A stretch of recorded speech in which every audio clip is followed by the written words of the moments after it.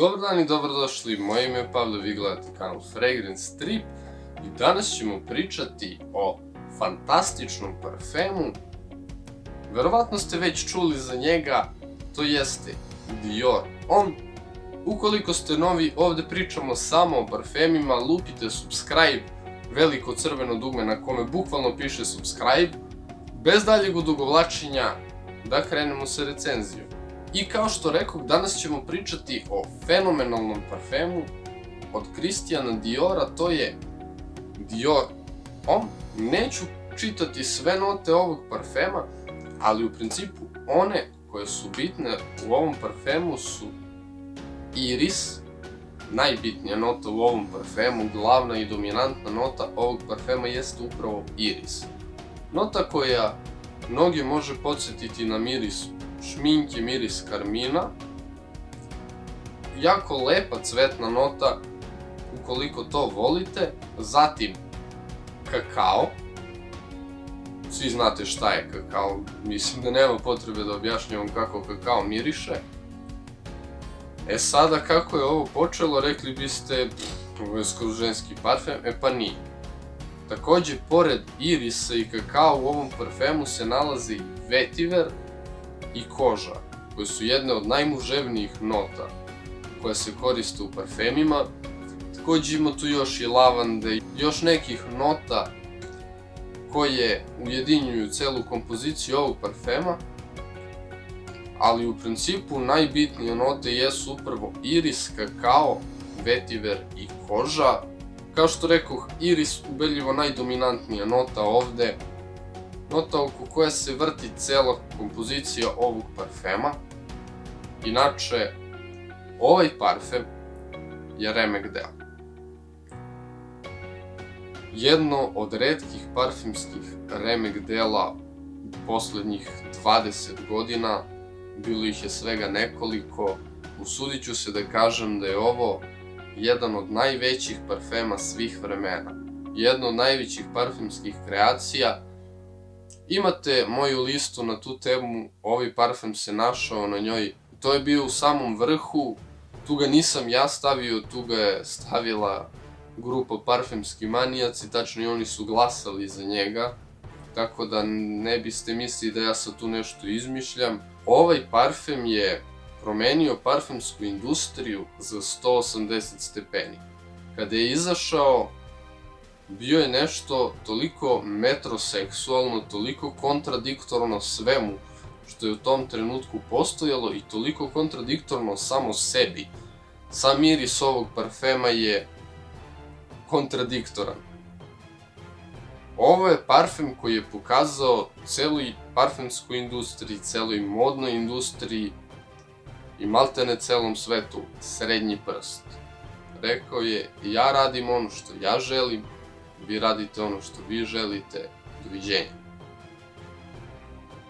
Kada se ovo pojavilo, nije postojalo bukvalno ništa slično, skroz cvetni parfem i skroz muški parfem. Ali upravo zbog toga ovaj parfem i jeste ta veličina koja on jeste zapravo.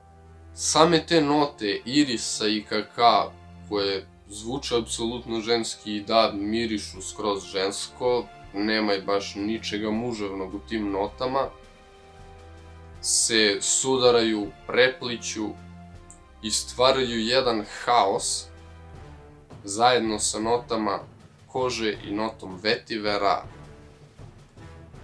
koji daju jednu savršenu kombinaciju koji isto vreme u tom haosu, ne znam da li možete da zamislite tako nešto, ova kompozicija radi savršeno. Ovo je jedan od najlepših mirisa koji su trenutno na tržištu, a u isto vreme ovaj parfem je toliko haotičan i toliko na prvi pogled nema veze s mozgom, to što se u njemu sve dešava. Otvaranje ovog parfema i baza ovog parfema su dva različita sveta koja se kroz celu sredinu ovog parfema i kroz 90% trajanja ovog parfema prepliću tako da vi bukvalno ne znate šta nosite. vi u nijednom trenutku niste sigurni da li je ovo nešto skroz žensko, skroz pederski ili je ovo jako muževan parfem za koji treba imati muda. Izvinite na izrazu, ali definitivno da biste nosili ovako nešto trebate imati muda. Ovo ne može svako da iznese, upravo zbog tih stigmi da mirišeš na šminku, mirišeš na čokoladu. Ali ljudi, ovaj parfem devojke bukvalno obožavaju. Ovo je jedan od omiljenih muških parfema moje devojke, upravo mi ga je ona i kupila. Ja ne vidim ništa toliko ženstveno kod ovog parfema, pogotovo ta koža i taj vetiver, toliko izvlače ovaj parfem na neku skroz drugu, skroz mačo stranu. Ovo je, ja ne znam kako više da ga opišem, u nekim trenucima tako elegantan i lepršav i prefinjen, u nekim trenucima skroz mračan i drzak.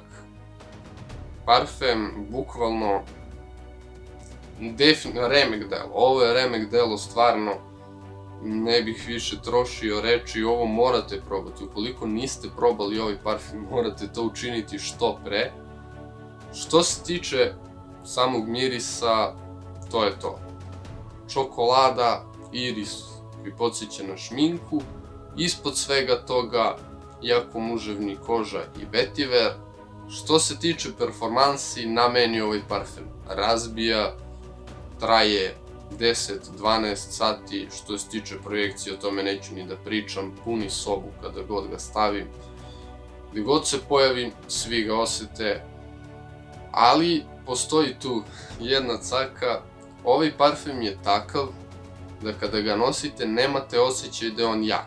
On jednostavno nikada neće gušiti onog ko ga nosi, nego jednostavno leprša nekako u vazduhu, osjećat ćete ga sve vreme, ali nećete imati osjećaj kao da on nešto sad projektuje, ni blizu koliko on zapravo projektuje. Tako da za performanse parfem od mene dobija čistu 10, za miris mislim da vam je već jasno, takođe čista 10. Što se tiče nosivosti, tu bih mu već dao 9. Ne mogu da mu dam 10 jer na toplom vremenu kao dnevni parfem ovo neće raditi najbolje. Takođe ni na velikom minusu ovaj parfem takođe ne radi, ali u principu što se tiče svih ostalih prilika i svih ostalih vremenskih prilika, proleće, bilo kada, jesen, bilo kada, leto uveče, pa čak i zimi, za neku dnevnu varijantu, ukoliko ne boravite napolju previše, a verujem da zimi niko ne boravi napolju previše, sem onoga ko mora.